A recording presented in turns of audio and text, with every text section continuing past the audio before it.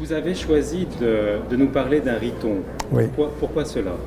Le riton, parce que j'ai déjà fait plusieurs ritons de formes différentes, parce que je suis passionné par ce type des objets qui étaient bien connus dans notre Antiquité, disons à peu près 5e, 6e siècle avant Jésus-Christ, la Grèce archaïque et l'Iran achéménide.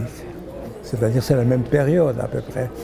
C'est la guerre entre Cyrus et Alexandre le Grand. Vous voyez, c'est les conquêtes de Orient d'Alexandre le Grand. Et d'une part, les Grecs ont apporté sa culture en Iran et c'est réciproque. Donc ça crée tout à fait un art par entière, original, que j'admire beaucoup. Il existe les ritons, notamment en Grèce, en terre cuite. Mais également, il existe les ritons dans l'art achéménide, c'est soit l'or, soit l'argent. C'est vraiment le sommet de l'art d'orfèvrerie, cette période achéménide en Iran. D'autres choses que j'ai ajoutées plus, cette application des pierres dures, que je suis en possession de cette, disons, le métier, tailler des pierres dures. Et donc j'ai fait, vous voyez ici, des cloisons sur lesquelles pavés de pierres dures. Dans cette riton, il y a 3-4 qualités de pierres dures.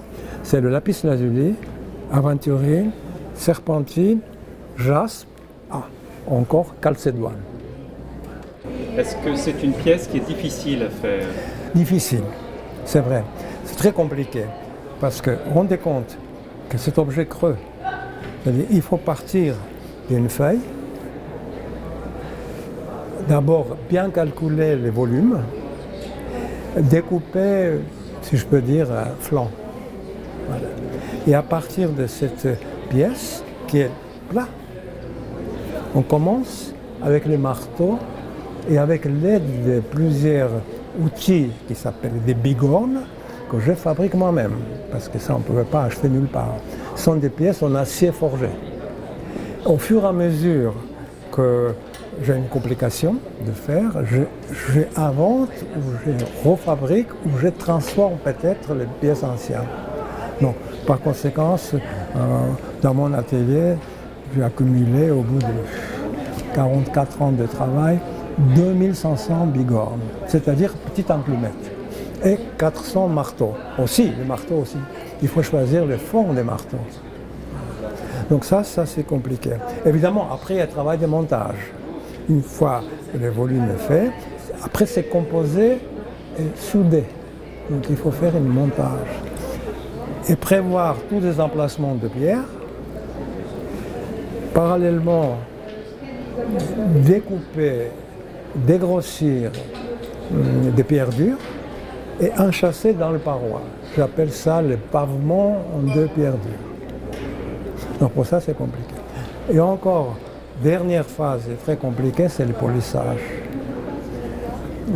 C'est travail en gras. On travaille avec les pâtes de polissage, des produits assez nocifs. Et au bout d'une demi-heure de travail, je suis complètement noir parce que les tourets, c'est-à-dire les chiffons circulaires sur lesquels je travaille, ça projette ces produits sur le visage. Voilà. Voilà, ça c'est indispensable, mais il n'y a personne pour faire ça. Parce que c'est objet creux, et je suis seul à savoir dans quel endroit, quelle est l'épaisseur de cette. Parce que ce n'est pas égal l'épaisseur de cette pièce partout. Parce qu'en repoussant, on affaiblit le métal. C'est-à-dire que ça devient plus mince. Donc il faut bien savoir de ne pas commettre erreur pendant le polissage parce que c'est la dernière étape. Parce que sinon, on peut avoir l'accident. Et surtout, bien tenir dans les mains.